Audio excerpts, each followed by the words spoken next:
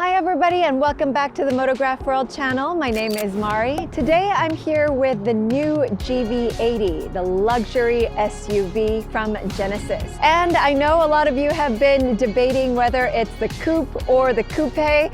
I do know that there are two different versions, but I believe that a lot of you have been saying that the Coupé is the right way to pronounce it. I will go with Coupé today. So I'm here with the GV80 Coupé. So let's take a deeper look.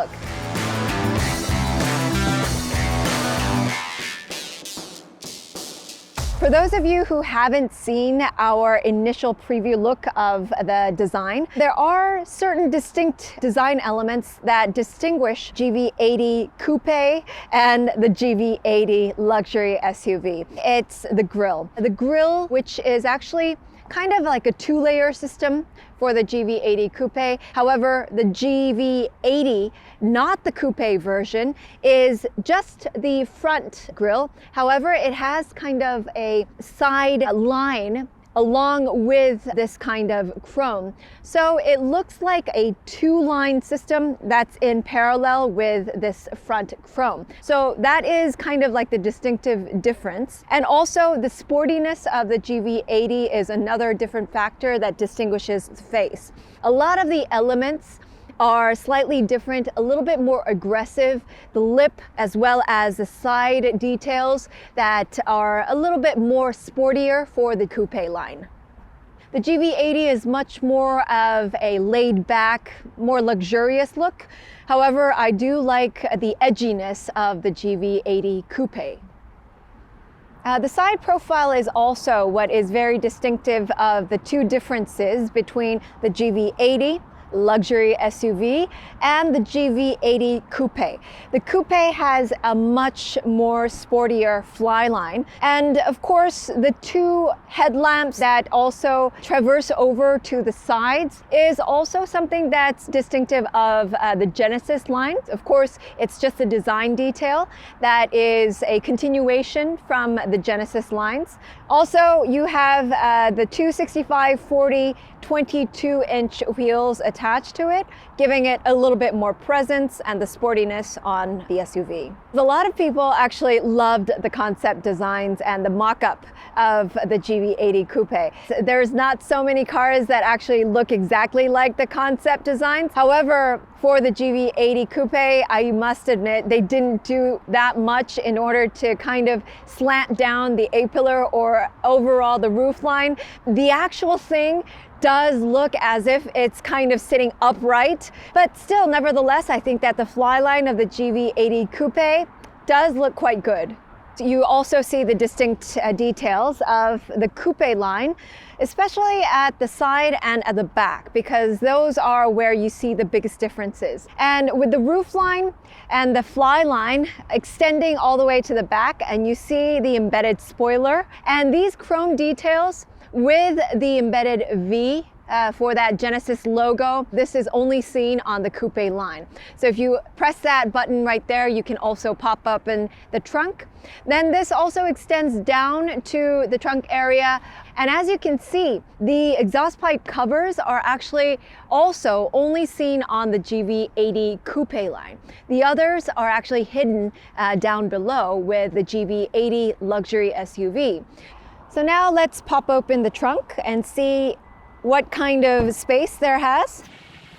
All right, and as we had seen before, the trunk size is quite spacious in terms of the depth of the trunk. As for the height of the trunk, we already knew that the height would be not as tall because of the slanted fly line and the roof line. You won't be able to stack up so much on your luggage. However, I can spread my legs inside and you have so much more room all the way in. So diagonally and across in terms of the length, you have quite some room. One more additional convenience factor that you have from the trunk is that you can actually press the buttons from the trunk area. So you can fold and lift for the second row in the left-hand side and the right-hand side. And if you press it, you'll be surprised to know that because Koreans are so hot-headed and they want everything done very fast, It's not so slow compared to some other SUV brands. For the GV80 Coupe, you have 3 different engine derivatives that you can choose from. The 2.5 turbo, the 3.5, or the 3.5 48-volt electric supercharger version. So you do have a wider range of options. The 2.5 gives you 304 PS. The 3.5 normal version, which is this one, gives you 380 PS. And the electric supercharged one with the 3.5 48 volts actually gives you up to 415 PS. So depending on which ride you want and how much power you want, you can choose from 3 different derivatives. And maybe as a global trend and jumping on the bandwagon, Genesis has eliminated the diesel option for the GV80 Coupe, as what we had seen before, except the interior color options are very much different. The one that we had seen before was sporty version with the orange stitching and the orange seat belts. This time around, it's kind of like the stealth version with black and chrome details along with light gray stitching and light gray seat belts. So this kind of works with the black exterior as well. If I were to choose between the two, I think if you are going to go with a sporty SUV like the GV80 Coupe, I would go for the colorful option. So let's start up the car. So this is the 3.5 liter version.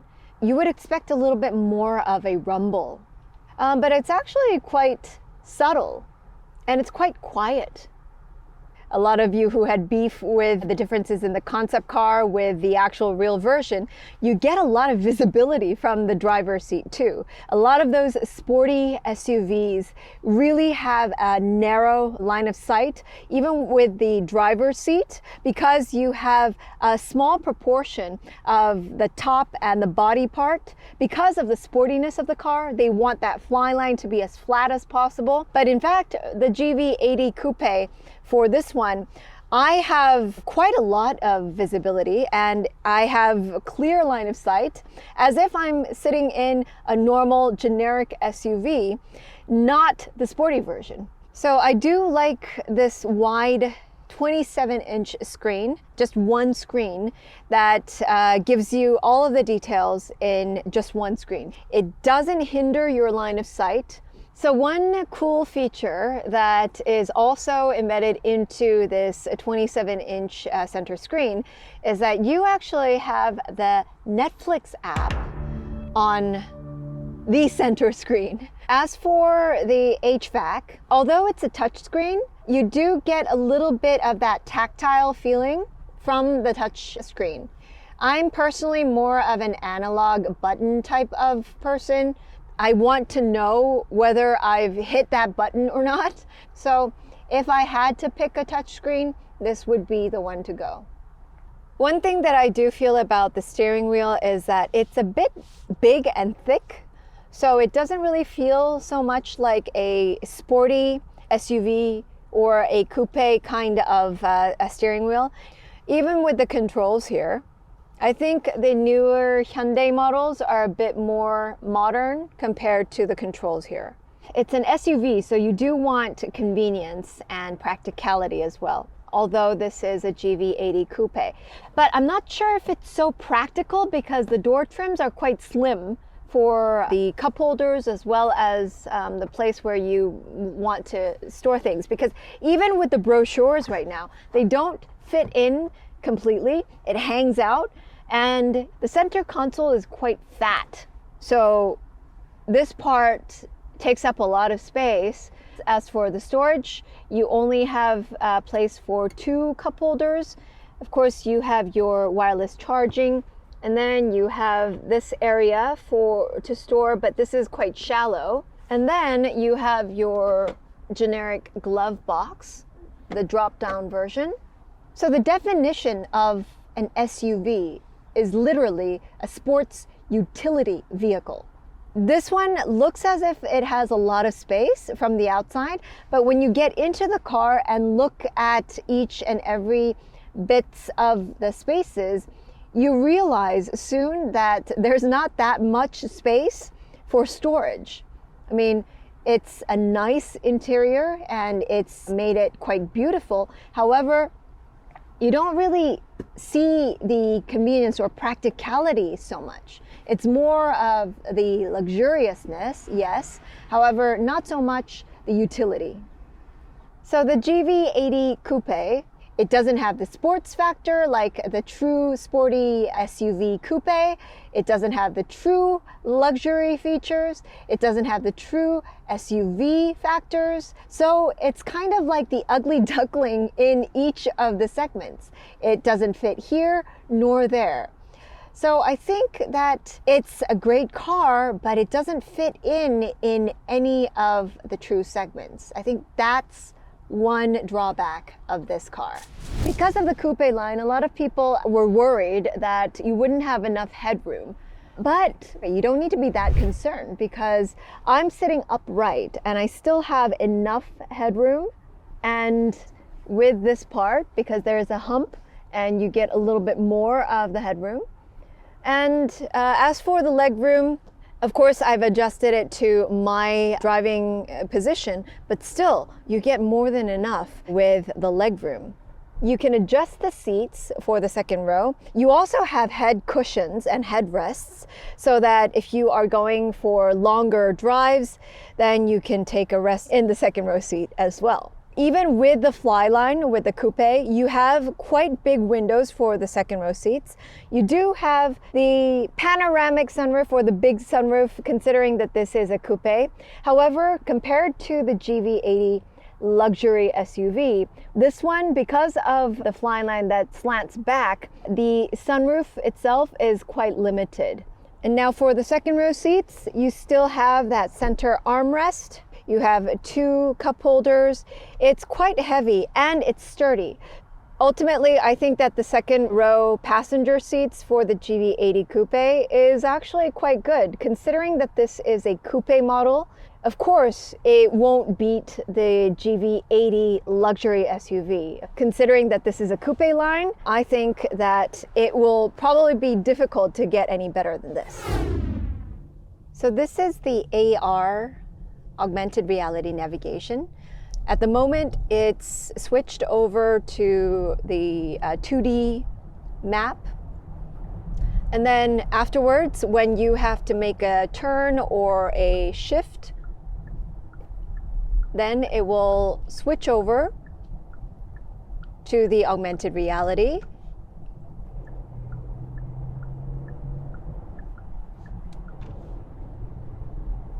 Oh wow, and even with the acceleration, it's very light and smooth, and the acceleration pedal is quite light.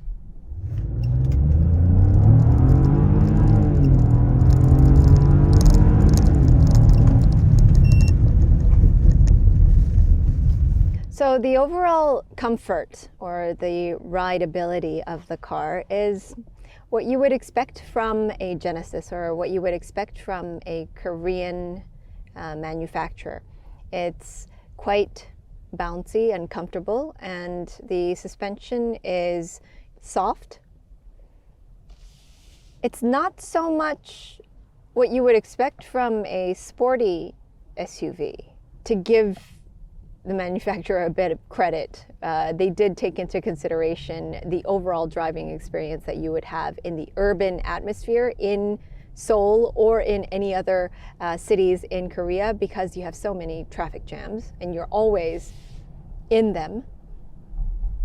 The insulation with the soundproofing is actually quite good because you have jam-packed roads and it's extremely quiet. Even when the cars are passing by, you hardly hear a thing, even with the vibrations coming in from the road.